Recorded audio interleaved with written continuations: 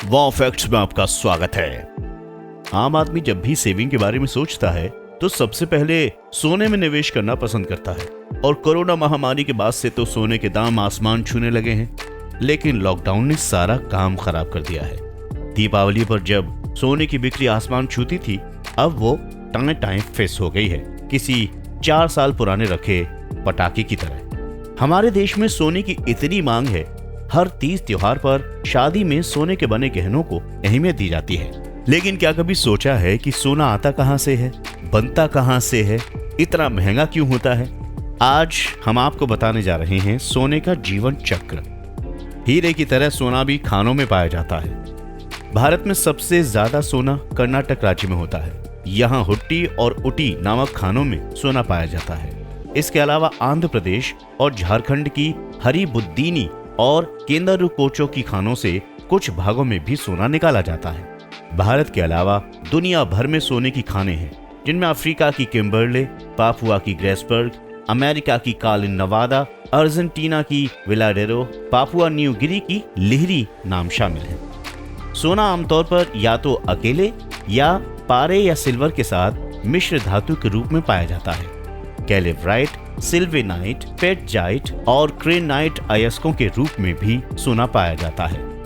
अब ज्यादातर सोने वाला अयस्क या तो खुले गड्ढों से आता है या फिर अंडरग्राउंड खानों से।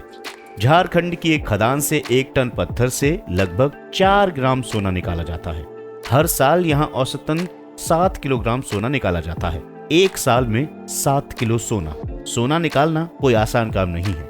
इसके लिए 7 प्रक्रियाओं से गुजरना पड़ता है। इनमें से पहली 4 मानव के हाथों से होती है, जबकि 3 रासायनिक हैं। सबसे पहले विस्फोटकों से चट्टानों को तोड़ना पड़ता है। जिस पत्थर को तोड़ना है, पहले ही उसकी जानकारी भूविज्ञानी करते हैं और फिर उसे चिन्हित कर चट्टान को डायनामाइट की मदद से उड़ा देते हैं।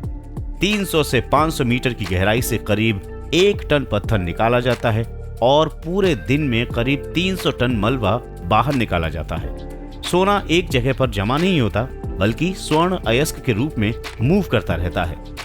दूसरी प्रक्रिया में पत्थरों की पिसाई की जाती है। इस निकाले गए मलबे के पत्थरों को मशीन की सहायता से बारीक बालू की तरह पीस लिया जाता है।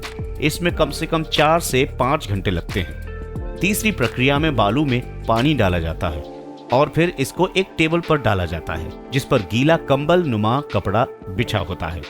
जब पानी के कण इस कंबल से गुजरते हैं तो सोने के कण इस कंबल में चिपक जाते हैं।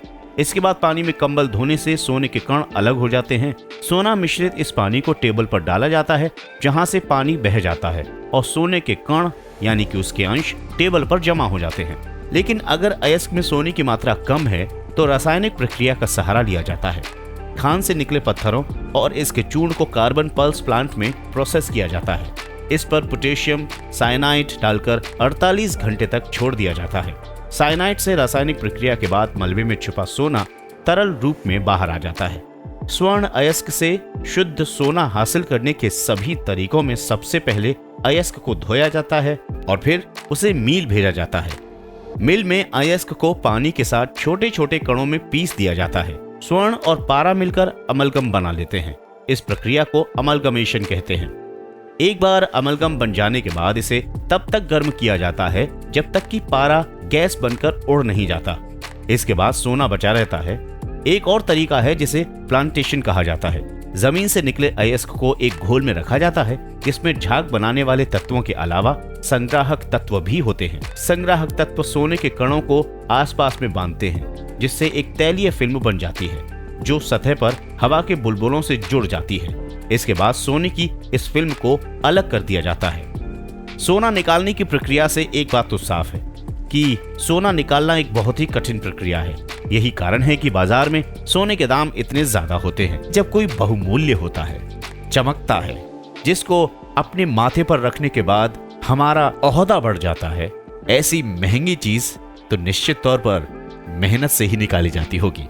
जो जितनी मेहनत से निकाला जाता है या फिर जो जितनी मेहनत से प्राप्त होता है, वो उतना ही महंगा होता है और लोग हमेशा बिना मेहनत के कमाना चाहते हैं।